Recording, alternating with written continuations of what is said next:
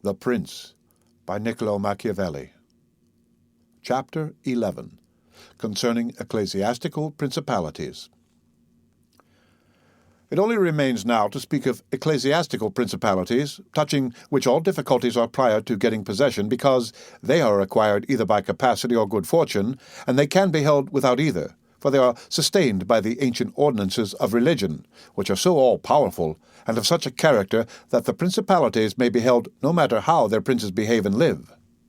These princes alone have states and do not defend them, and they have subjects and do not rule them, and the states, although unguarded, are not taken from them, and the subjects, although not ruled, do not care, and they have neither the desire nor the ability to alienate themselves. Such principalities only are secure and happy, but being upheld by powers to which the human mind cannot reach, I shall speak no more of them, because, being exalted and maintained by God, it would be the act of a presumptuous and rash man to discuss them. Nevertheless, if anyone should ask of me, how comes it that the Church has attained such greatness in temporal power, seeing that from Alexander backwards the Italian potentates, not only those who have been called potentates, but every baron and lord through the smallest, have valued the temporal power very slightly. Yet now a king of France trembles before it, and it has been able to drive him from Italy and to ruin the Venetians, although this may be very manifest, it does not appear to me superfluous to recall it in some measure to memory. Before Charles, King of France, passed into Italy, see editorial note, this country was under the dominion of the Pope, the Venetians, the King of Naples, the Duke of Milan, and the Florentines. These potentates had two principal anxieties. The one, that no foreigner should enter Italy under arms. The other, that none of themselves should seize more territory. Those about whom there was the most anxiety were the Pope and the Venetians. To restrain the Venetians, the union of all the others was necessary, as it was for the defence of Ferrara, and to keep down the Pope, they made use of the barons of Rome, who, being divided into two factions, Orsini and Colonnesi, had always a pretext for disorder, and, standing with arms in their hands under the eyes of the pontiff, kept the pontificate weak and powerless. And although there might arise sometimes a courageous pope, such as Sixtus, yet neither fortune nor wisdom could rid him of these annoyances, and the short life of a pope is also a cause of weakness, for in the 10 years which is the average life of a pope, he can with difficulty lower one of the factions, and if, so to speak, one people should almost destroy the Colonnesi, another would arise hostile to the Orsini, who would support their opponents, and yet would not have time to ruin the Orsini. This was the reason why the temporal powers of the Pope were little esteemed in Italy. Editorial note: Charles VIII invaded Italy in 1494. Alexander VI rose afterwards, who of all the pontiffs that have ever been showed how a pope with both money and arms was able to prevail, and through the instrumentality of the Duke Valentino, and by reason of the entry of the French, he brought about all those things which I have discussed above in the actions of the Duke.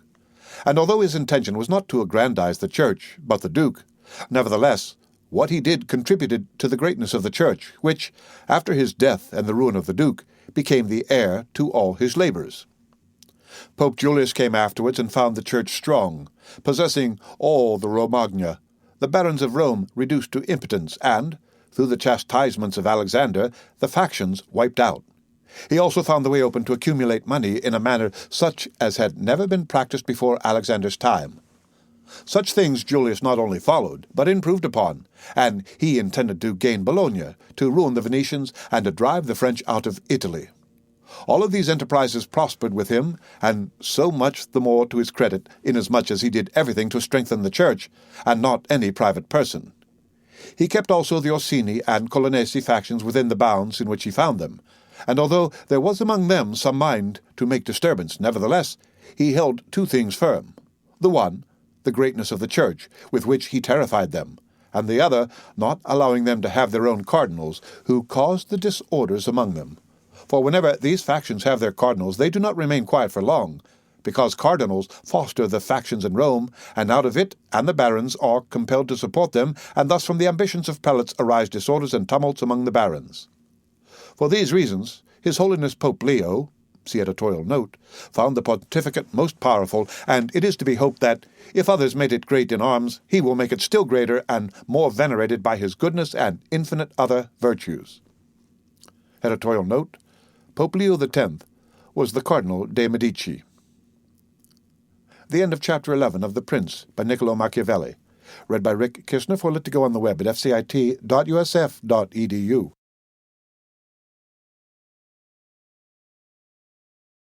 The Prince by Niccolo Machiavelli. Chapter 12. How many kinds of soldiery there are, and concerning mercenaries.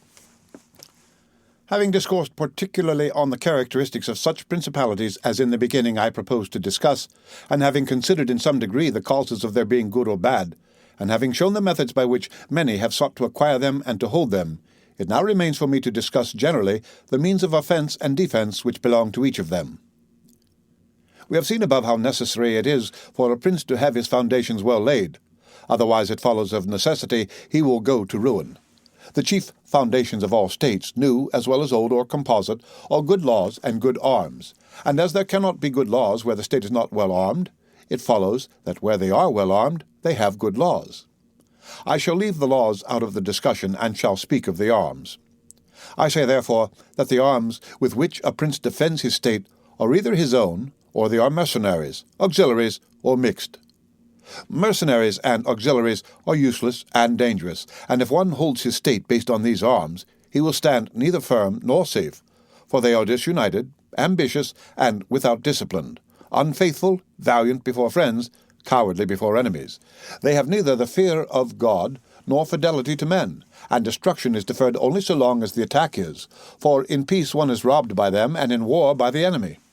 The fact is, they have no other attraction or reason for keeping the field than a trifle of stipend, which is not sufficient to make them willing to die for you. They are ready enough to be your soldiers whilst you do not make war. But if war comes, they take themselves off or run from the foe, which I should have little trouble to prove, for the ruin of Italy has been caused by nothing else than by resting all her hopes for many years on mercenaries, and although they formerly made some display and appeared valiant amongst themselves, yet, when the foreigners came, they showed what they were. Thus it was that Charles, King of France, was allowed to seize Italy with chalk in hand. See editorial note. And he who told us that our sins were the cause of it told the truth.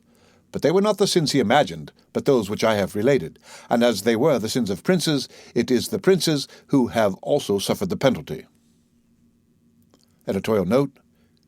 With chalk in hand, collegesso. This is one of the bon mots of Alexander VI, and refers to the ease with which Charles VIII seized Italy, implying that it was only necessary for him to send his quartermasters to chalk up the billets for his soldiers to conquer the country. See The History of Henry VII by Lord Bacon. King Charles had conquered the realm of Naples, and lost it again in a kind of felicity of a dream. He passed the whole length of Italy without resistance, so that it was true what Pope Alexander was wont to say, that the Frenchmen came into Italy with chalk in their hands to mark up their lodgings rather than with swords to fight. I wish to demonstrate further the infelicity of these arms. The mercenary captains are either capable men or they are not. If they are, you cannot trust them, because they always aspire to their own greatness, either by oppressing you, who are their master, or others contrary to your attentions. But if the captain is not skilful, you are ruined in the usual way. And if it be argued that whoever is armed will act in the same way, whether mercenary or not, I reply that when arms have to be resorted to either by a prince or a republic, then the prince ought to go in person and perform the duty of a captain. The republic has to send its citizens, and when one is sent who does not turn out satisfactorily, it ought to recall him, and when one is worthy, to hold him by the laws so that he does not leave the command. And experience has shown princes and republics, single-handed, making the greatest progress, and mercenaries doing nothing except damage. And it is more difficult to bring a republic armed with its own arms under the sway of one of the citizens than it is to bring one armed with foreign arms. Rome and Sparta stood for many ages armed and free. The Switzers are completely armed and quite free. Of ancient mercenaries, for example, there are the Carthaginians, who were oppressed by their mercenary soldiers after the first war with the Romans, although the Carthaginians had their own citizens for captains. After the death of Epaminondas, Philip of Macedon was made captain of their soldiers by the Thebans, and after victory he took away their liberty. Duke Filippo being dead, the Milanese enlisted Francesco Sforza against the Venetians, and he, having overcome the enemy at Caravaggio, see editorial note, allied himself with them to crush the Milanese, his masters. His father, Sforza, having been engaged by Queen Johanna, see editorial note, of Naples, left her unprotected so that she was forced to throw herself into the arms of the King of Aragon in order to save her kingdom. And if the Venetians and Florentines formerly extended their dominions by these arms, and yet their captains did not make themselves princes, but have defended them, I reply that the Florentines in this case have been favored by chance, for of the able captains of whom they might have stood in fear, some have not conquered, some have been opposed, and others have turned their ambitions elsewhere. One who did not conquer was Giovanni Acuto, and since he did not conquer, his fidelity cannot be proved. But every one will acknowledge that, had he conquered, the Florentines would have stood at his discretion. Sforza had the Bracceschi always against him, so they watched each other.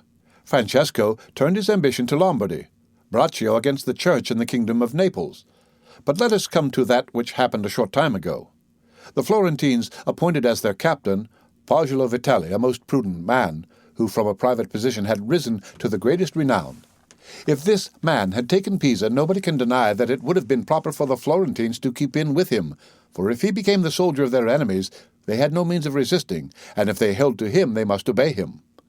The Venetians, if their achievements are considered, will be seen to have acted safely and gloriously so long as they sent to war their own men, when, with armed gentlemen and plebeians, they did valiantly. This was before they turned to enterprises on land. But when they began to fight on land, they forsook this virtue and followed the custom of Italy. And in the beginning of their expansion on land, through not having much territory, and because of their great reputation, they had not much to fear from their captains. But when they expanded, as under Commiges see editorial note, they had a taste of this mistake. For having found him a most valiant man, they beat the Duke of Milan under his leadership, and on the other hand, knowing how lukewarm he was in the war, they feared they would no longer conquer under him, and for this reason they were not willing, nor were they able, to let him go. And so, not to lose again that which they had acquired, they were compelled, in order to secure themselves, to murder him. They had afterwards for their captains Bartolomeo de Bergamo, Roberto de San Savino, the Count of Pitigliano, see editorial note, and the like, under whom they had to dread loss and not gain, as happened afterwards at Faella, see editorial note, where in one battle they lost that which in 800 years they had acquired with so much trouble. Because from such arms conquests come but slowly, long delayed and inconsiderable, but the losses sudden and portentous. Editorial note: the Battle of Caravaggio was the 15th of September, 1448. Editorial note: Johanna II of Naples was the widow of Ladislao, King of Naples. Editorial note: Giovanni Acuto, an English knight whose name was Sir John Hawkwood. He fought in the English wars in France, and was knighted by Edward III. Afterwards he collected a body of troops and went into Italy. These became the famous White Company.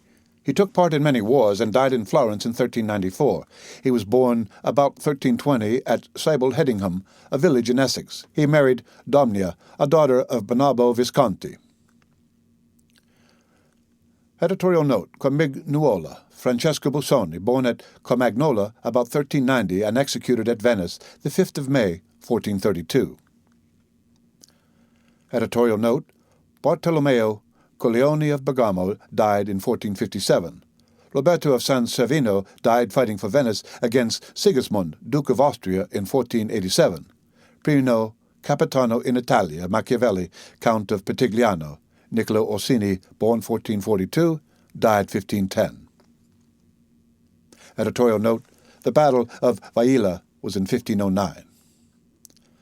And as with these examples I have reached Italy, which has been ruled for many years by mercenaries, I wish to discuss them more seriously in order that, having seen their rise and progress, one may be better prepared to counteract them.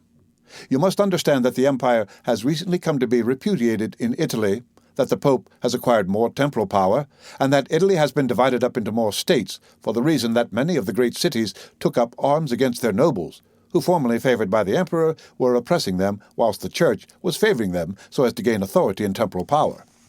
In many others, their citizens became princes. From this it came to pass that Italy fell partly into the hands of the Church and of republics, and the Church, consisting of priests, and the republic of citizens unaccustomed to arms, both commenced to enlist foreigners. The first who gave renown to this soldiery was Alberigo de Conio, see editorial note, the Romagnan. From the school of this man sprang, among others, Braccio and Sforza, who in their time were the arbiters of Italy. After these came all the other captains who till now have directed the arms of Italy, and the end of all their valour has been that she has been overrun by Charles, robbed by Louis, ravaged by Ferdinand, and insulted by the Switzers. The principle that has guided them has been, first, to lower the credit of infantry so that they might increase their own. They did this because, subsisting on their pay and without territory, they were unable to support many soldiers, and a few infantry did not give them any authority, so they were led to employ cavalry, with a moderate force of which they were maintained and honoured. And affairs were brought to such a pass that, in an army of 20,000 soldiers, there were not to be found 2,000 foot soldiers. They had, besides this, used every art to lessen fatigue and danger to themselves and their soldiers, not killing in the fray, but taking prisoners and liberating without ransom. They did not attack towns at night, nor did the garrisons of the towns attack encampments at night. They did not surround the camp either with stockade or ditch, nor did they campaign in the winter.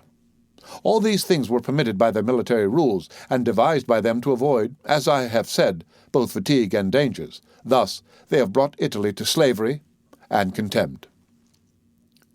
Editorial note: Alberigo da Cuneo, Alberico da Barbagliano, Count of Cuneo in Romagna. He was the leader of the famous Company of St. George, composed entirely of Italian soldiers. He died in 1409. The end of Chapter 12 of The Prince by Niccolo Machiavelli. Read by Rick Kishner for Let to Go on the web at fcit.usf.edu.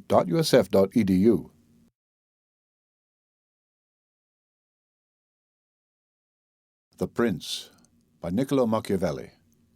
Chapter 13. Concerning auxiliaries, mixed soldiery, and one's own. Auxiliaries, which are the other useless arm, are employed when a prince is called in with his forces to aid and defend, as was done by Pope Julius in the most recent times. For he, having, in the enterprise against Ferrara, had poor proof of his mercenaries, turned to auxiliaries, and stipulated with Ferdinand, King of Spain, see editorial note, for his assistance with men and arms. These arms may be useful and good in themselves, but for him who calls them in, they are always disadvantageous. For losing, one is undone, and winning, one is their captive. Editorial note: Ferdinand V, also known as Ferdinand II of Aragon and Sicily and Ferdinand III of Naples, surnamed the Catholic, was born 1452 and died in 1516. And although ancient histories may be full of examples, I do not wish to leave this recent one of Pope Julius II, the peril of which cannot fail to be perceived, for he, wishing to get Ferrara, threw himself entirely into the hands of the foreigner. But his good fortune brought about a third event, so that he did not reap the fruit of his rash choice, because, having his auxiliaries routed at Ravenna, and the Switzers having risen and driven out the conquerors, against all expectation, both his and others, it so came to pass that he did not become prisoner to his enemies, they having fled, nor to his auxiliaries, he having conquered by other arms than theirs. The Florentines, being entirely without arms, sent 10,000 Frenchmen to take Pisa, whereby they ran more danger than at any other time of their troubles. The Emperor of Constantinople, Johann Cantacuzenus, born in 1300 and died in 1383, to oppose his neighbours, sent 10,000 Turks into Greece, who, on the war being finished, were not willing to quit. This was the beginning of the servitude of Greece to the infidels. Therefore let him, who has no desire to conquer, make use of these arms, for they are much more hazardous than mercenaries, because, with them, the ruin is ready made. They are all united. All yield obedience to others. But with mercenaries, when they have conquered, more time and better opportunities are needed to injure you. They are not all of one community. They are found and paid by you, and a third party, which you have made their head, is not able all at once to assume enough authority to injure you. In conclusion, in mercenaries, dastardly is most dangerous. In auxiliaries, valour. The wise prince, therefore, has always avoided these arms, and turned to his own, and has been willing rather to lose with them than to conquer with the others, not deeming that a real victory which is gained with the arms of others. I shall never hesitate to cite Caesar Borgia and his actions. This duke entered the Romagna with auxiliaries, taking there only French soldiers, and with them he captured Imola and Forli. But afterwards, such forces not appearing to him reliable, he turned to mercenaries, discerning less danger in them, and enlisted the Orsini and Vitelli, whom presently, on handling and finding them doubtful, unfaithful, and dangerous, he destroyed, and turned to his own men. And the difference between one and the other of these forces can easily be seen when one considers the difference there was in the reputation of the Duke when he had the French, when he had the Orsini and Vitelli, and when he relied on his own soldiers, on whose fidelity he could always count and found it ever increasing. He was never esteemed more highly than when every one saw that he was complete master of his own forces. I was not intending to go beyond Italian and recent examples, but I am unwilling to leave out Hiero the Syracusan, he being one of those I have named above. This man, as I have said, made head of the army by the Syracusans, soon found out that a mercenary soldier constituted like our Italian condottieri was of no use, and, it appearing to him that he could neither keep them nor let them go, he had them all cut to pieces, and afterwards made war with his own forces and not with aliens. I wish also to recall to memory an instance from the Old Testament applicable to this subject. David offered himself to Saul to fight with Goliath, the Philistine champion, and, to give him courage, Saul armed him with his own weapons, which David rejected as soon as he had them on his back, saying he could make no use of them, and that he wished to meet the enemy with his sling and his knife. In conclusion, the arms of others either fall from your back, or they weigh you down, or they bind you fast. Charles VII, see editorial note, the father of King Louis XI, see editorial note, having by good fortune and valor liberated France from the English, recognized the necessity of being armed with forces of his own, and he established in his kingdom ordinances concerning men-at-arms and infantry. Afterwards his son, King Louis, abolished the infantry and began to enlist the Switzers, which mistake, followed by others, is, as is now seen, a source of peril to that kingdom, because, having raised the reputation of the Switzers, he has entirely diminished the value of his own arms, for he has destroyed the infantry altogether, and his men-at-arms he has subordinated to others, for, being as they are so accustomed to fight along with Switzers, it does not appear that they can now conquer without them. Hence it arises that the French cannot stand against the Switzers, and without the Switzers they do not come off well against others. The armies of the French have thus become mixed, partly mercenary and partly national, both of which arms together are much better than mercenaries alone or auxiliaries alone, but much inferior to one's own forces. And this example proves it, for the kingdom of France would be unconquerable if the ordinance of Charles had been enlarged or maintained. Editorial note: Charles VII of France was surnamed the Victorious. He was born in 1403 and died in 1461. Louis XI, son of the above, was born in 1423 and died in 1483. But the scanty wisdom of man, on entering into an affair which looks well at first, cannot discern the poison that is hidden in it, as I have said above of hectic fevers. Therefore, if he who rules a principality cannot recognize evils until they are upon him, he is not truly wise, and this insight is given to few. And if the first disaster to the Roman Empire, see editorial note, should be examined, it will be found to have commenced only with the enlisting of the Goths, because from that time the vigor of the Roman Empire began to decline, and all that valor which had raised it passed away to others. Editorial note: Many speakers to the House the other night in the debate on the reduction of armaments seemed to show a most lamentable ignorance of the conditions under which the British Empire maintains its existence. When Mr. Balfour remarked to the allegations that the Roman Empire sank under the weight of its military obligations, he said that this was wholly unhistorical. He might well have added that the Roman power was at its zenith when every citizen acknowledged his liability to fight for the state, but that it began to decline as soon as this obligation was no longer recognized. From the Pall Mall Gazette, the 15th of May, 1906. I conclude, therefore, that no principality is secure without having its own forces. On the contrary, it is entirely dependent on good fortune, not having the valor which in adversity would defend it. And it has always been the opinion and judgment of wise men that nothing can be so uncertain or unstable as fame or power not founded on its own strength. And one's own forces are those which are composed either of subjects, citizens, or dependents.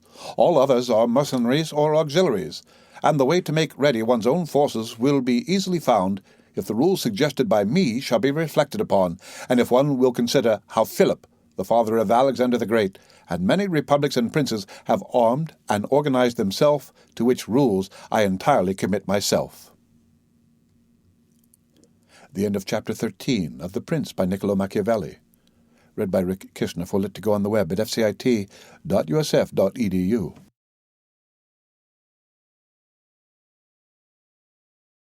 The Prince by Niccolo Machiavelli. Chapter 14.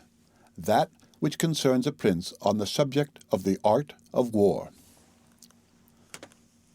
A prince ought to have no other aim or thought, nor select anything else for his study than war and its rules and discipline. For this is the sole art that belongs to him who rules, and it is of such force that it not only upholds those who are born princes, but it often enables men to rise from a private station to that rank. And, on the contrary, it is seen that when princes have thought more of ease than of arms, they have lost their states. And the first cause of your losing it is to neglect this art, and what enables you to acquire a state is to be master of the art. Francesco Sforza, through being marshal, from a private person became Duke of Milan, and the sons, through avoiding the hardships and troubles of arms, from dukes became private persons.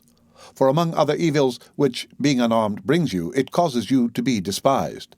And this is one of those ignominies against which a prince ought to guard himself, as is shown later on.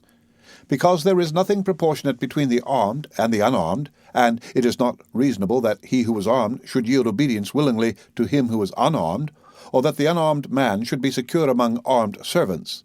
Because, there being in the one disdain, and in the other suspicion, it is not possible for them to work well together. And therefore a prince who does not understand the art of war, over and above the other misfortunes already mentioned, cannot be respected by his soldiers, nor can he rely on them. He ought never therefore to have out of his thoughts this subject of war, and in peace he should addict himself more to its exercise than in war.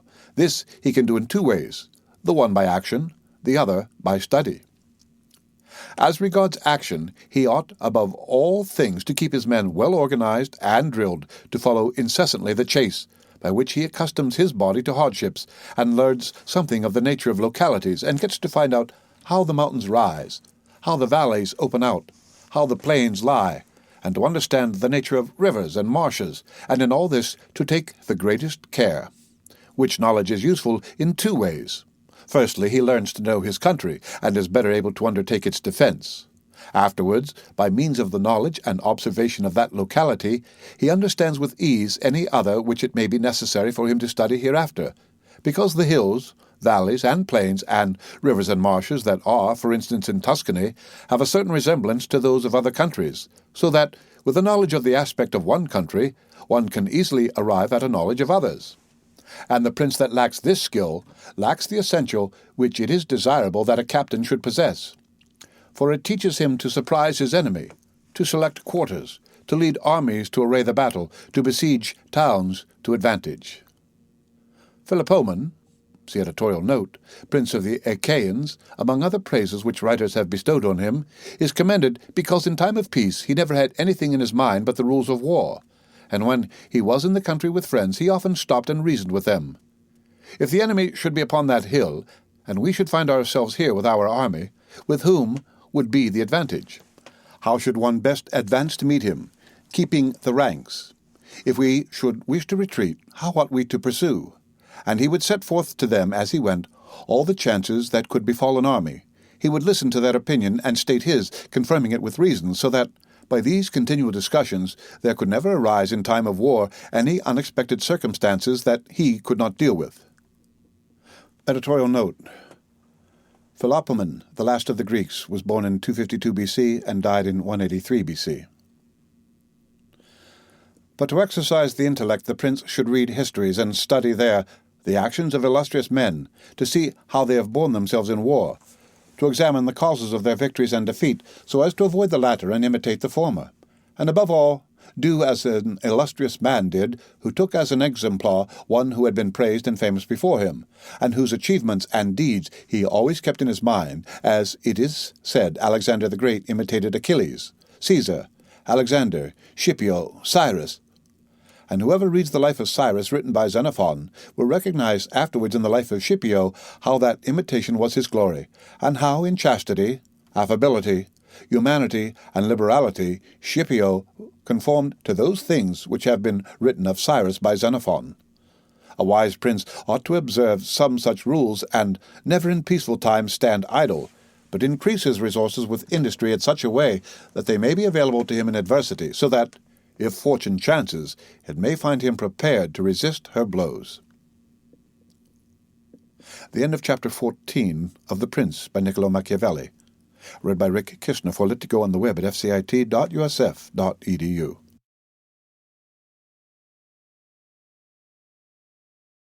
The Prince by Niccolo Machiavelli. Chapter 15.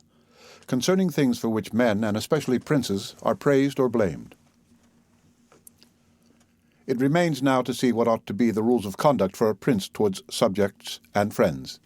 And as I know that many have written on this point, I expect I shall be considered presumptuous in mentioning it again, especially as in discussing it I shall depart from the methods of other people. But, it being my intention to write a thing which shall be useful to him who apprehends it, it appears to me more appropriate to follow up the real truth of the matter than the imagination of it. For many have pictured republics and principalities which in fact have never been known or seen, because how one lives is so far distant from one how ought to live, that he who neglects what is done for what ought to be done sooner effects his ruin than his preservation. For a man who wishes to act entirely up to his professions of virtue soon meets with what destroys him among so much that is evil. Hence it is necessary for a prince wishing to hold his own to know how to do wrong, and to make use of it or not, according to necessity. Therefore, putting on one side imaginary things concerning a prince, and discussing those which are real, I say that all men, when they are spoken of, and chiefly princes, for being more highly placed, are remarkable for some of those qualities which bring them either blame or praise. And thus it is that one is reputed liberal, another miserly, using a Tuscan term, because an avaricious person in our language is still he who desires to possess by robbery, whilst we call one miserly, who deprives himself too much of the use of his own. One is reputed generous, one rapacious, one cruel, one compassionate, one faithless, another faithful, one effeminate and cowardly, another bold and brave, one affable, another haughty, one lascivious, another chaste, one sincere, another cunning, one hard, another easy, one grave, another frivolous, one religious, another unbelieving, and the like. And I know that every one will confess that it would be most praiseworthy in a prince to exhibit all the above qualities that are considered good, but because they can neither be entirely possessed nor observed, for human conditions do not permit it, it is necessary for him to be sufficiently prudent that he may know how to avoid the reproach of those vices which would lose him his state, and also to keep himself, if it be possible, from those which would not lose him it, but this not being possible, he may with less hesitation abandon himself to them. And again, he need not make himself uneasy at incurring a reproach for those vices without which the state can only be saved with difficulty, for if everything is considered carefully, it will be found that something which looks like virtue, if followed, would be his ruin, whilst something else which looks like vice, yet followed, brings him security and prosperity. The end of Chapter 15 of The Prince by Niccolo Machiavelli. Read by Rick Kishner for Lit to Go on the web at fcit.usf.edu.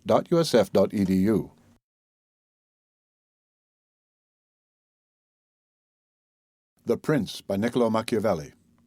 Chapter 16, concerning liberality and meanness. Commencing then with the first of the above-named characteristics, I say that it would be well to be reputed liberal. Nevertheless, liberality exercised in a way that does not bring you the reputation for it injures you. For if one exercises it honestly, and as it should be exercised, it may not become known, and you will not avoid the reproach of its opposite. Therefore, anyone wishing to maintain among men the name of liberal is obliged to avoid no attribute of magnificence, so that a prince thus inclined will consume in some acts all his property, and will be compelled in the end, if he wish to maintain the name of liberal, to unduly weigh down his people and tax them, and do everything he can to get money. This will soon make him odious to his subjects, and becoming poor, he will be little valued by anyone. Thus, with his liberality having offended many and rewarded few, he is affected by the very first trouble and imperiled by whatever may be the first danger. Recognizing this himself, and wishing to draw back from it, he runs at once into the reproach of being miserly. Therefore a prince Not being able to exercise this virtue of liberality in such a way that it is recognized, except to his cost, if he is wise, he ought not to fear the reputation of being mean, for in time he will come to be more considered than if liberal. Seeing that with his economy his revenues are enough that he can defend himself against all attacks, and is able to engage in enterprises without burdening his people. Thus it comes to pass that he exercises liberality towards all from whom he does not take, who are numberless, and meanness towards those to whom he does not give, who are few. We have not seen great things done in our time, except by those who have been considered mean. The rest have failed. Pope Julius II was assisted in reaching the papacy by a reputation for liberality, yet he did not strive afterwards to keep it up when he made war on the King of France, and he made many wars without imposing any extraordinary tax on his subjects, for he supplied his additional expenses out of his long thriftness. The present King of Spain would not have undertaken or conquered in so many enterprises if he had been reputed liberal. A prince, therefore, provided that he has not to rob his subjects, that he can defend himself, that he does not become poor and abject, that he is not forced to become rapacious, ought to hold of little account a reputation for being mean, for it is one of those vices which will enable him to govern.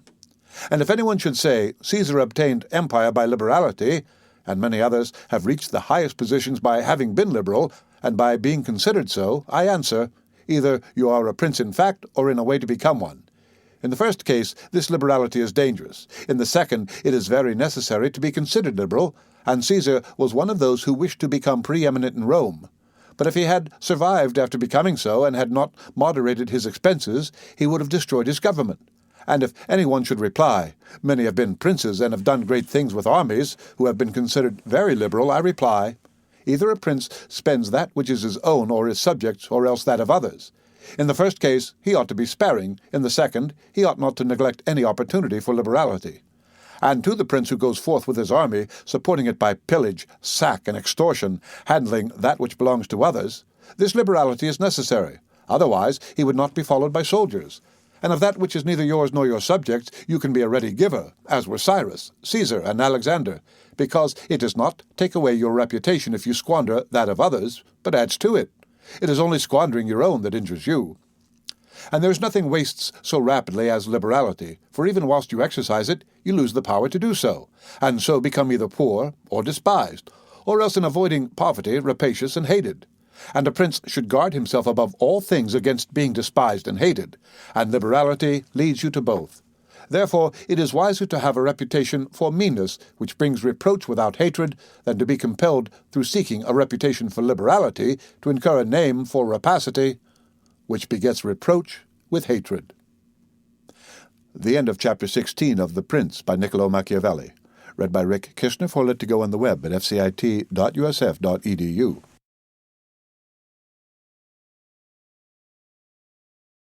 The Prince by Niccolo Machiavelli. Chapter 17, concerning cruelty and clemency, and whether it is better to be loved than feared. Coming now to the other qualities mentioned above, I say that every prince ought to desire to be considered clement and not cruel. Nevertheless, he ought to take care not to misuse this clemency. Caesar Borgia was considered cruel. Notwithstanding his cruelty reconciled the Romagna, unified it, and restored it to peace and loyalty. And if this be rightly considered, he will be seen to have been much more merciful than the Florentine people, who, to avoid a reputation for cruelty, permitted Pistoia to be destroyed. See editorial note. Therefore a prince, so long as he keeps his subjects united and loyal, ought not to mind the reproach of cruelty, because, with a few examples, he will be more merciful than those who, through too much mercy, allow disorders to arise from which follow murder or robberies, for these are wont to injure the whole people, whilst those executions which originate with the prince offend the individual only. Editorial note. During the rioting between the Cancellieri and Paciatici factions in 1502 and 1503. And of all princes, it is impossible for the new prince to avoid the imputation of cruelty, owing to new states being full of dangers. Hence, Virgil, through the mouth of Dido, excuses the inhumanity of her reign, owing to its being new, saying, Res dura et regni novitos Mitalia cogunt maliri, et lati finis custode tueri. See editorial note. Nevertheless, he ought to be slow to believe and to act, nor should he himself show fear, but proceed in a temperate manner, with prudence and humanity, so that too much confidence may not make him incautious, and too much distrust render him intolerable. Editorial note: the translation of the Latin is, "Against my will, my fate, a throne unsettled, and an infant state, bid me defend my realms with all my powers, and guard with these severities my shores." Christopher Pitt. Upon this a question arises, whether it be better to be loved than feared, or feared than loved. It may be answered that one should wish to be both, but because it is difficult to unite them in one person, it is much safer to be feared than loved, when of the two either must be dispensed with. Because this is to be asserted in general of men, that they are ungrateful, fickle, false, cowardly, covetous, and, as long as you succeed, they are yours entirely. They will offer you their blood, property, life, and children, as is said above, when the need is far distant, but when it approaches they turn against you. And that prince who, relying entirely on their promises, has neglected other precautions, is ruined, because friendships that are obtained by payments and not by greatness or nobility of mind may indeed be earned, but they are not secured, and in time of need cannot be relied upon. And men have less scruple in offending one who is beloved than one who is feared. For love is preserved by the link of obligation which, owing to the baseness of men, is broken at every opportunity for their advantage. But fear preserves you by a dread of punishment which never fails. Nevertheless, a prince ought to inspire fear in such a way that, if he does not win love, he avoids hatred, because he can endure very well being feared whilst he is not hated, which will always be as long as he abstains from the property of his citizens and subjects and from their women. But when it is necessary for him to proceed against the life of someone, he must do it on proper justification and for manifest cause. But above all things, he must keep his hands off the property of others, because men more quickly forget the death of their father than the loss of their patrimony. Besides, pretext for taking away the property are never wanting, for he who has once begun to live by robbery will always find pretexts for seizing what belongs to others. But reasons for taking life, on the contrary, are more difficult to find and sooner lapse. But when a prince is with his army, and has under control a multitude of soldiers, then it is quite necessary for him to disregard the reputation of cruelty, for without it he would never hold his army united or disposed to its duties. Among the wonderful deeds of Hannibal, this one is enumerated, that, having led an enormous army composed of many various races of men to fight in foreign lands, no dissensions arose either among them or against the prince, whether in his bad or in his good fortune.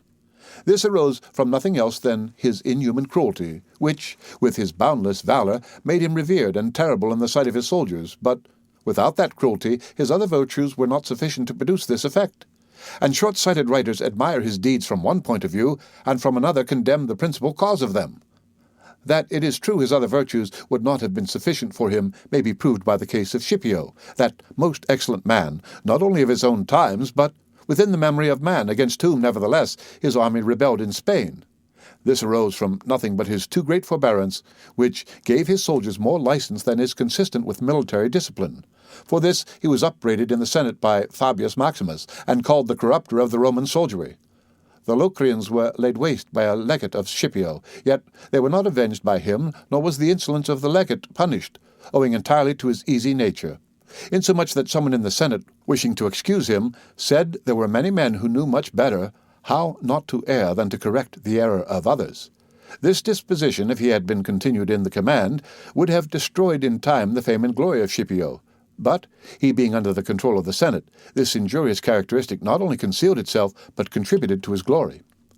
Returning to the question of being feared or loved, I come to the conclusion that men loving according to their own will, and fearing according to that of the prince, a wise prince should establish himself on that which is in his own control, and not in that of others. He must endeavour only to avoid hatred, as is noted. The end of Chapter 17 of The Prince, by Niccolo Machiavelli. Read by Rick Kishner for Lit2Go on the web at fcit.usf.edu.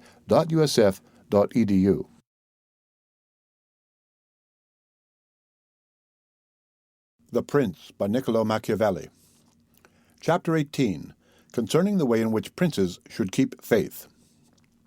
Editorial note: this present chapter has given greater offence than any other portion of Machiavelli's writings. From Bird, Il Principi, page 297. Everyone admits how praiseworthy it is in a prince to keep faith, and to live with integrity and not with craft. Nevertheless, our experience has been that those princes who have done great things have held good faith of little account, and have known how to circumvent the intellect of men by craft, and in the end have overcome those who have relied on their word. You must know there are two ways of contesting. See editorial note. The one by the law, the other by force. The first method is proper to men, the second to beasts. But because the first is frequently not sufficient, it is necessary to have recourse to the second. Therefore, it is necessary for a prince to understand how to avail himself of the beast and the man. This has been figuratively taught to princes by ancient writers, who describe how Achilles and many other princes of old were given to the centaur Chiron to nurse, who brought them up in his discipline, which means solely that, as they had for a teacher one who was half beast and half man, so it is necessary for a prince to know how to make use of both natures, and that one without the other is not durable. A prince, therefore, being compelled knowingly to adopt the beast, ought to choose the fox and the lion, because the lion cannot defend himself against snares, and the fox cannot defend himself against wolves. Therefore, it is necessary to be a fox to discover the snares, and a lion to terrify the wolves. Those who rely simply on the lion do not understand what they are about. Therefore, a wise lord cannot, nor ought he to, keep faith when such observance may be turned against him, and when the reasons that caused him to pledge it exist no longer. If men were entirely good, this precept would not hold. But because they are bad, and will not keep faith with you, you too are not bound to observe it with them. Nor will there ever be wanting to a prince legitimate reasons to excuse this non-observance. Of this endless modern examples could be given, showing how many treaties and engagements have been made void and of no effect through the faithlessness of princes, and he who has known best how to employ the fox has succeeded best. Editorial note. In the term contesting, that is, striving for mastery, Mr. Bird points out that this passage is imitated directly from Cicero's De Officiis. Nam cum sint duo genere desatandi, unum per dissertationem alterum per vim, cum que illud proprium sit hominis hoc belluarum, confugiendum est ad posterius si uti non licet superiori. But it is necessary to know well how to disguise this characteristic, and to be a great pretender and dissembler. And men are so simple and so subject to present necessities, that he who seeks to deceive will always find someone who will allow himself to be deceived. One recent example I cannot pass over in silence.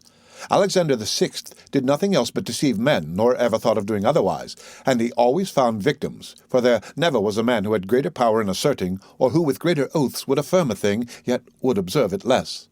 Nevertheless, his deceits always succeeded according to his wishes, see editorial note, because he well understood this side of mankind. Non demandco sempre gli succenderono gi ingiani ad votum. The words ad votum are omitted in the Testina edition of 1550. Alexander never did what he said.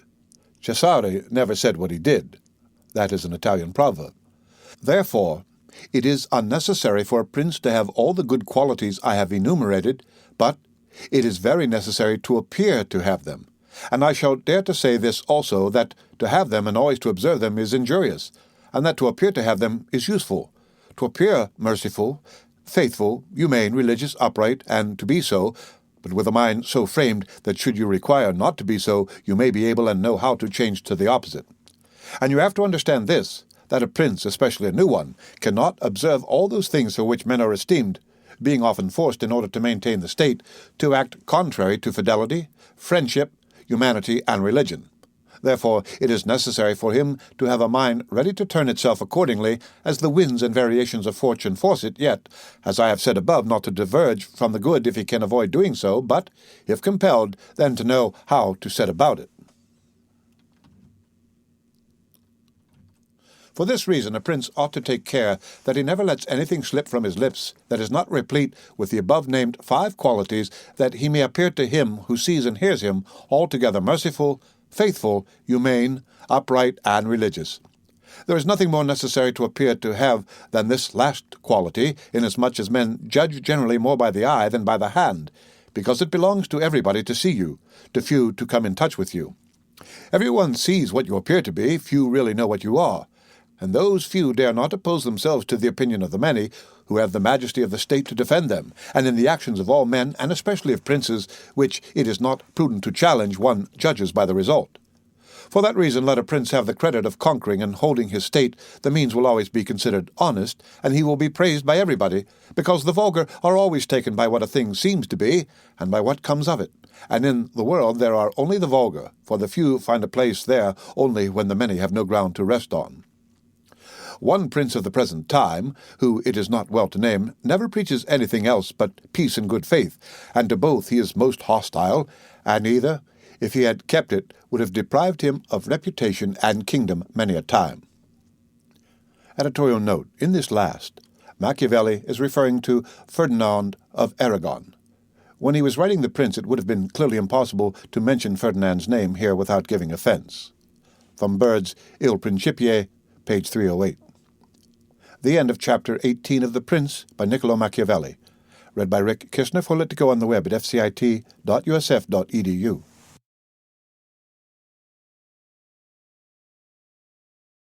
The Prince by Niccolo Machiavelli. Chapter 19. That one should avoid being despised and hated.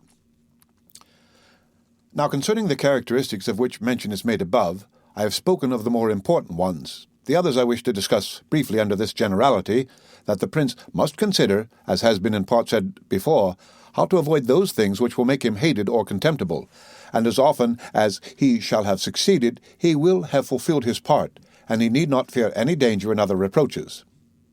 It makes him hated above all things, as I have said, to be rapacious, and to be a violator of the property and women of his subjects, from both of which he must abstain. And when neither their property nor their honour is touched, the majority of men live content, and he has only to contend with the ambition of a few, whom he can curb with ease in many ways. It makes him contemptible to be considered fickle, frivolous, effeminate, mean-spirited, irresolute, from all of which a prince should guard himself as from a rock. And he should endeavour to show in his actions greatness, courage, gravity, and fortitude, and in his private dealings with his subjects let him show that his judgments are irrevocable, and maintain himself in such reputation that no one can hope either to deceive him or to get round him. That prince is highly esteemed who conveys this impression of himself, and he who is highly esteemed is not easily conspired against, for provided it is well known that he is an excellent man and revered by his people, he can only be attacked with difficulty. For this reason a prince ought to have two fears, one from within on account of his subjects, the other from without on account of external powers.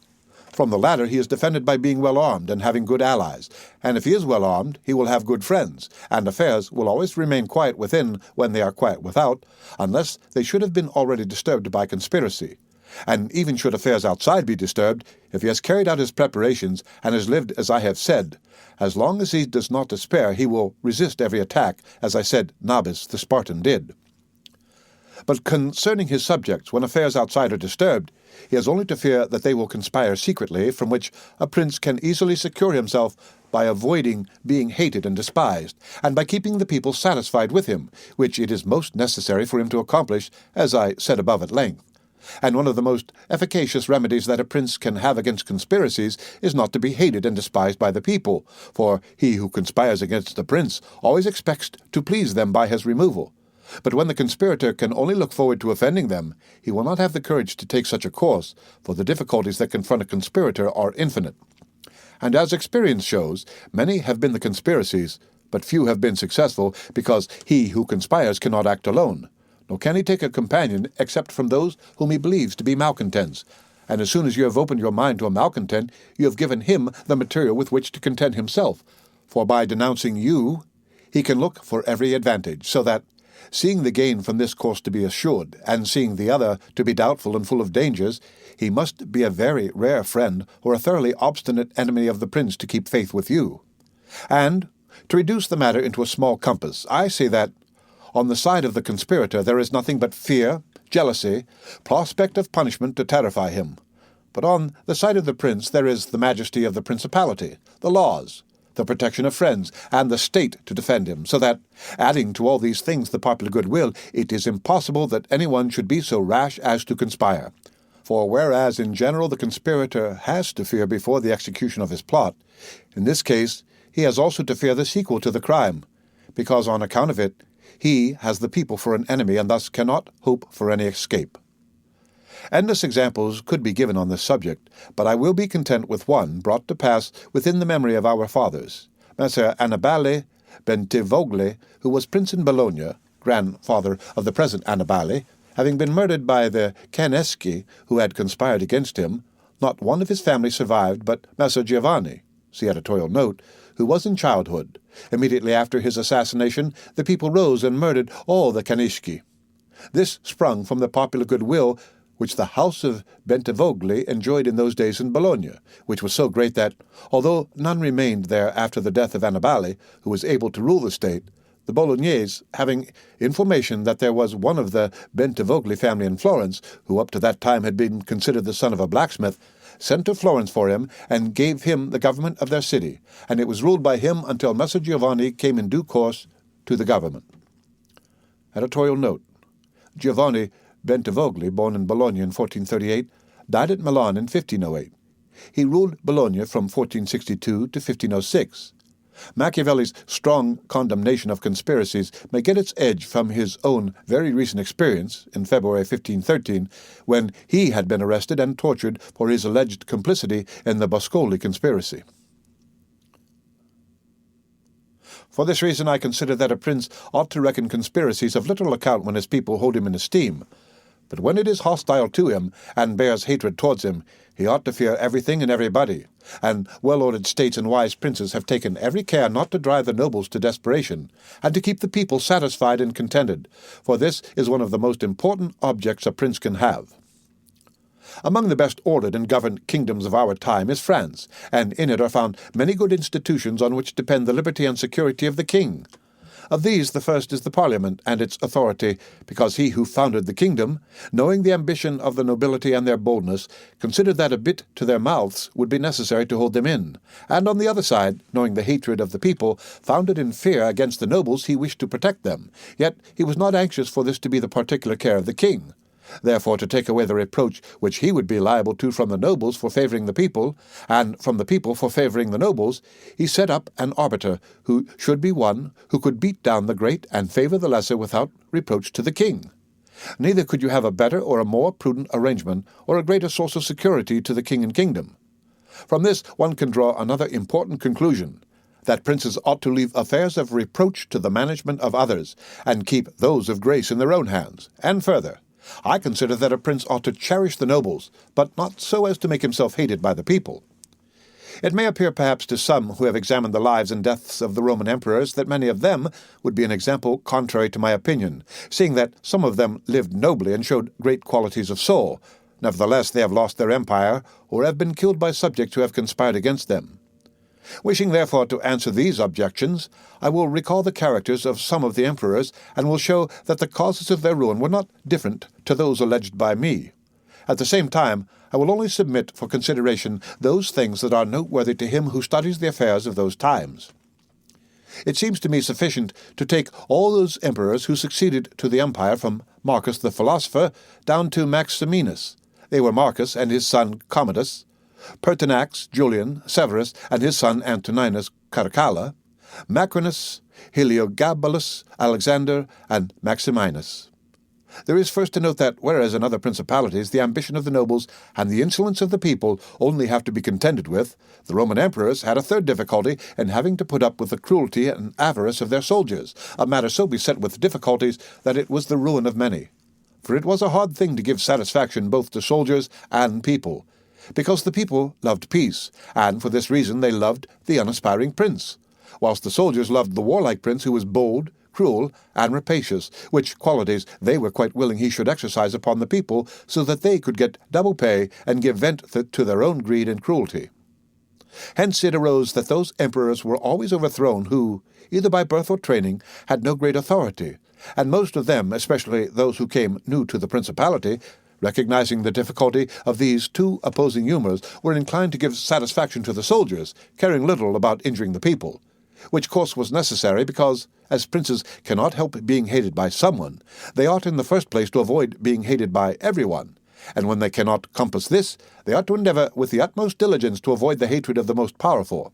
Therefore, those emperors who through inexperience had need of special favour adhered more readily to the soldiers than to the people, a course which turned out advantageous to them or not, accordingly as the prince knew how to maintain authority over them. From these causes it arose that Marcus Pertinax and Alexander, being all men of modest life, lovers of justice, enemies to cruelty, humane and benignant, came to a sad end, except Marcus. He alone lived and died honoured, because he had succeeded to the throne by hereditary title, and owed nothing either to the soldiers or the people.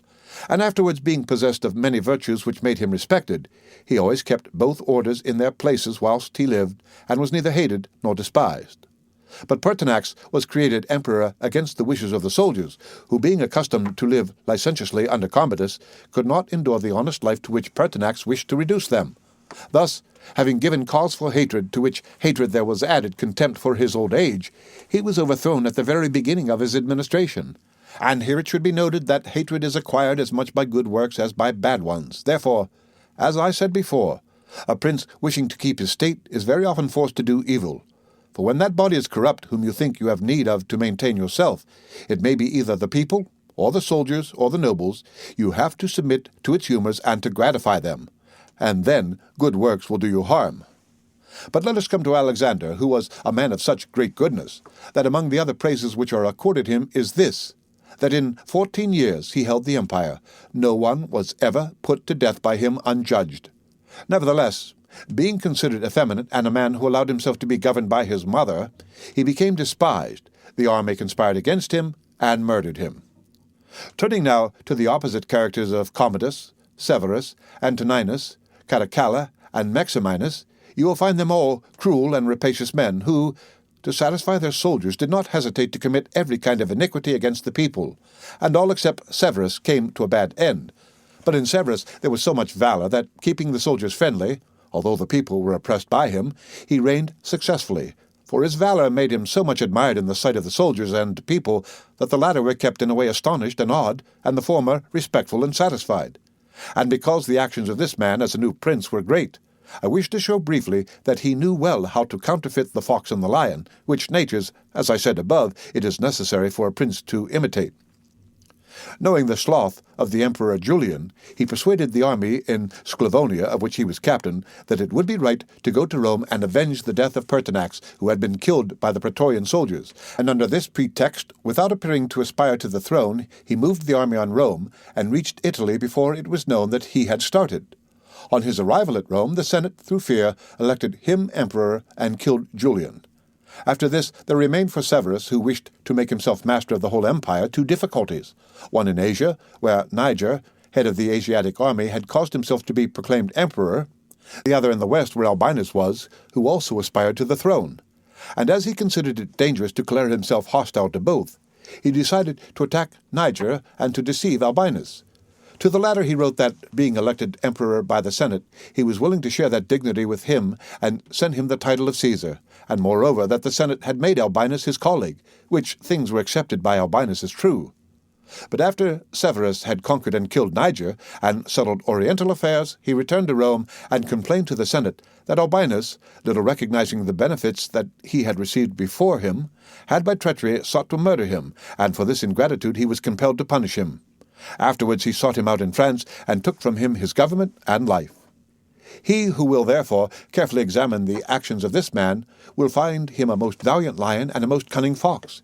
He will find him feared and respected by everyone, and not hated by the army, and it need not be wondered at that he, a new man, was able to hold the empire so well, because his supreme renown always protected him from that hatred which the people might have conceived against him for his violence. But his son Antoninus was a most eminent man, and had very excellent qualities which made him admirable in the sight of the people, and acceptable to the soldiers, for he was a warlike man, most enduring of fatigue, a despiser of all delicate food and other luxuries, which caused him to be beloved by the armies. Nevertheless, his ferocity and cruelties were so great and so unheard of that, after endless single murders, he killed a large number of the people of Rome, and all those of Alexandria. He became hated by the whole world, and also feared by those he had around him to such an extent that he was murdered in the midst of his army by a centurion. And here it must be noted that Such like deaths, which are deliberately inflicted with a resolved and desperate courage, cannot be avoided by princes, because anyone who does not fear to die can inflict them. But a prince may fear them the less because they are very rare. He has only to be careful not to do any grave injury to those whom he employs or has around him, in the service of the state. Antoninus had not taken this care, but had contumeliously killed a brother of that centurion, whom also he daily threatened, yet retained in his bodyguard, which, as it turned out, was a rash thing to do, and proved the emperor's ruin. But let us come to Commodus, to whom it should have been very easy to hold the empire, for being the son of Marcus, he had inherited it, and he had only to follow in the footsteps of his father to please his people and soldiers. But being by nature cruel and brutal, he gave himself up to amusing the soldiers and corrupting them so that he might indulge his rapacity upon the people. On the other hand, not maintaining his dignity, often descending to the theatre to compete with gladiators, and doing other vile things little worthy of the imperial majesty, he fell into contempt with the soldiers, and being hated by one party and despised by the other, he was conspired against and was killed. It remains to discuss the character of Maximinus. He was a very warlike man, and the army, being disgusted with the effeminacy of Alexander, of whom I have already spoken, killed him and elected Maximinus to the throne. This he did not possess for long, for two things made him hated and despised. The one, his having kept sheep in Thrace, which brought him into contempt, it being well known to all, and considered a great indignity by everyone, and the other, his having, at the accession to his dominions, deferred going to Rome and taking possession of the imperial seat. He had also gained a reputation for the utmost ferocity by having, through his prefects in Rome and elsewhere in the empire, practiced many cruelties, so that the whole world was moved to anger at the meanness of his birth and to fear at his barbarity. First Africa rebelled, then the Senate with all the people of Rome, and all Italy conspired against him, to which may be added his own army, this latter besieging Aquileia, and meeting with difficulties in taking it, were disgusted with his cruelties, and fearing him less when they found so many against him, murdered him. I do not wish to discuss Heliogabalus, Macrinus, or Julian, who, being thoroughly contemptible, were quickly wiped out. But I will bring this discourse to a conclusion by saying that princes in our times have this difficulty of giving inordinate satisfaction to their soldiers in a far less degree, because, notwithstanding one has to give them some indulgence, that is soon done. None of these princes have armies that are veterans in the governance and administration of provinces, as were the armies of the Roman Empire. And whereas it was then more necessary to give satisfaction to the soldiers than to the people, it is now more necessary to all princes, except the Turk and the Soldan, to satisfy the people rather than the soldiers, because the people are the more powerful. From the above I have excepted the Turk, who always keeps round him 12,000 infantry and 15,000 cavalry, on which depend the security and strength of the kingdom, and it is necessary that, putting aside every consideration for the people, he should keep them his friends. The kingdom of the Soldan is similar. Being entirely in the hands of soldiers, it follows again that, without regard to the people, he must keep them his friends. But you must note that the state of the Soldan is unlike all other principalities, for the reason that it is like the Christian pontificate, which cannot be called either an hereditary or a newly formed principality, because the sons of the old prince are not the heirs, but he who is elected to that position by those who have authority, and the sons remain only noblemen. And this being an ancient custom, it cannot be called a new principality, because there are none of those difficulties in it that are met with in new ones. For although the prince is new, the constitution of the state is old, and it is framed so as to receive him as if he were its hereditary lord. But returning to the subject of our discourse, I say that whoever will consider it will acknowledge that either hatred or contempt has been fatal to the above-named emperors, and it will be recognized also how it happened that, a number of them acting in one way, and a number in another, only one in each way came to a happy end, and the rest to unhappy ones. Because it would have been useless and dangerous for Pertinax and Alexander, being new princes, to imitate Marcus, who was heir to the principality, and likewise it would have been utterly destructive to Caracalla, Commodus, and Maximinus to have imitated Severus, they not having sufficient valor to enable them to tread in his footsteps. Therefore, a prince new to the principality cannot imitate the actions of Marcus, nor again is it necessary to follow those of Severus. But he ought to take from Severus those parts which are necessary to found his state, and from Marcus those which are proper and glorious to keep a state that may already be stable and firm. The end of Chapter 19 of The Prince by Niccolo Machiavelli. Read by Rick Kistner for Lit2Go on the web, at fcit.usf.edu.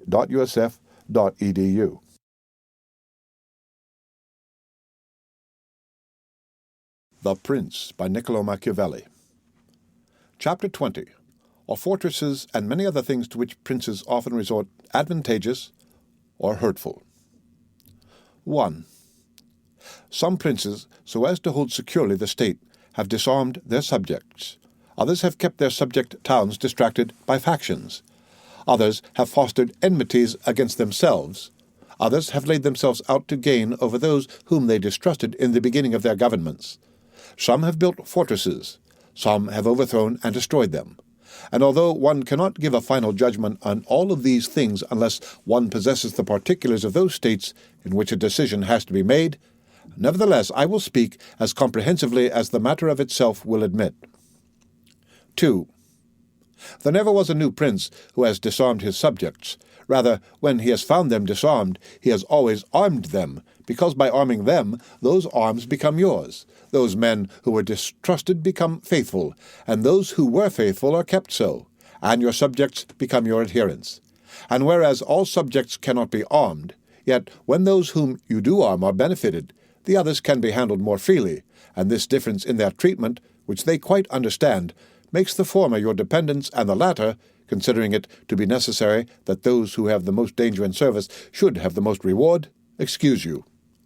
But when you disarm them, you at once offend them by showing that you distrust them, either for cowardice or for want of loyalty, and either of these opinions breeds hatred against you. And because you cannot remain unarmed, it follows that you turn to mercenaries, which are of the character already shown. Even if they should be good, they would not be sufficient to defend you against powerful enemies and distrusted subjects. Therefore, as I have said, a new prince in a new principality has always distributed arms. Histories are full of examples, but when a prince acquires a new state, which he adds as a province to his old one, then it is necessary to disarm the men out of that state, except those who have been his adherents in acquiring it. And these again, with time and opportunity, should be rendered soft and effeminate, and matters should be managed in such a way that all the armed men in the state shall be your own soldiers, who in your old state were living near you. 3. Our forefathers, and those who were reckoned wise, were accustomed to say that it was necessary to hold Pistoia by factions and Pisa by fortresses, and with this idea they fostered quarrels in some of their tributary towns so as to keep possession of them the more easily. This may have been well enough in those times when Italy was in a way balanced, but I do not believe that it can be accepted as a precept for today, because I do not believe that factions can ever be of use. Rather, it is certain that when the enemy comes upon you in divided cities, you are quickly lost, because the weakest party will always assist the outside forces, and the other will not be able to resist. The Venetians, moved, as I believe, by the above reasons, fostered the Guelph and Ghibelline factions in their tributary cities, and although they never allowed them to come to bloodshed, yet they nursed these disputes amongst them, so that the citizens, distracted by their differences, should not unite against them, which, as we saw, did not afterwards turn out as expected, because, after the rout at Valla, one party at once took courage and seized the state. Such methods argue, therefore, weakness in the prince, because these factions will never be permitted in a vigorous principality. Such methods for enabling one the more easily to manage subjects are only useful in times of peace, but if war comes, this policy proves fallacious. 4. Without doubt, princes become great when they overcome the difficulties and obstacles by which they are confronted, and therefore fortune, especially when she desires to make a new prince great, who has a greater necessity to earn renown than any hereditary one, causes enemies to arise and form designs against him, in order that he may have the opportunity of overcoming them, and by them to mount higher as by a ladder which his enemies have raised. For this reason many consider that a wise prince, when he has the opportunity, ought with craft to foster some animosity against himself, so that, having crushed it, his renown may rise higher. 5. Princes, especially new ones, have found more fidelity and assistance in those men who in the beginning of their rule were distrusted than among those who in the beginning were trusted. Pandolfo Petrucci, Prince of Siena, ruled his state more by those who had been distrusted than by others. But on this question one cannot speak generally, for it varies so much with the individual. I will only say this, that those men who at the commencement of a princedom have been hostile, if they are of a description to need assistance to support themselves, can always be gained over with the greatest ease, and they will be tightly held to serve the prince with fidelity, inasmuch as they know it to be very necessary for them to cancel by deeds the bad impression which he had formed of them. And thus the prince always extracts more profit from them than from those who, serving him in too much security, may neglect his affairs. And since the matter demands it, I must not fail to warn a prince who by means of secret favours has acquired a new state, that he must well consider the reasons which induced those to favour him who did so, and, if it be not a natural affection towards him, but only discontent with their government, then he will only keep them friendly with great trouble and difficulty, for it will be impossible to satisfy them. And weighing well the reasons for this in those examples which can be taken from ancient and modern affairs, we shall find that it is easier for the prince to make friends of those men who were contented under the former government, and are therefore his enemies, than of those who, being discontented with it, were favourable to him and encouraged him to seize it. 6. It has been a custom with princes, in order to hold their states more securely, to build fortresses, that they might serve as a bridle and bit to those who might design to work against them, and as a place of refuge from a first attack. I praise this system because it has been made use of formerly. Notwithstanding that, Messer Niccolo Machiavelli in our times has been seen to demolish 2 fortresses in Città di Castello, so that he might keep that state. Guido Ubaldo, Duke of Urbino, on returning to his dominion whence he had been driven by Caesar Borgia, razed to the foundations all the fortresses in that province, and considered that without them it would be more difficult to lose it. The Bentivogli, returning to Bologna, came to a similar decision. Fortresses, therefore, are useful or not according to circumstances. If they do you good in one way, they injure you in another. And this question can be reasoned thus. The prince who has more to fear from the people than from foreigners ought to build fortresses, but he who has more to fear from foreigners than from the people ought to leave them alone. The castle of Milan, built by Francesco Sforza, has made, and will make, more trouble for the house of Forza than any other disorder in the state. For this reason the best possible fortress is not to be hated by the people. Because although you may hold the fortresses, yet they will not save you if the people hate you, for there will never be wanting foreigners to assist the people who have taken arms against you. It has not been seen in our times that such fortresses have been of use to any prince, unless to the Countess of Forli. See editorial note. When the Count Girolamo, her consort, was killed, for by that means she was able to withstand the popular attack and wait for assistance from Milan, and thus recover her state. And the posture of affairs was such at that time that the foreigners could not assist the people. But fortresses were of little value to her afterwards when Caesar Borgia attacked her, and when the people, her enemy, were allied with foreigners. Therefore it would have been safer for her, both then and before, not to have been hated by the people than to have had the fortresses. All these things considered, then, I shall praise him who builds fortresses as well as him who does not, and I shall blame whoever, trusting in them, cares little about being hated by the people. Editorial note. Catherine Sforza, a daughter of Galazio Sforza and Lucretia Landriani, born 1463, and died in 1509. It was to the Countess of Forli that Machiavelli was sent as an envoy on 1499. A letter from Fortunati to the Countess announces the appointment.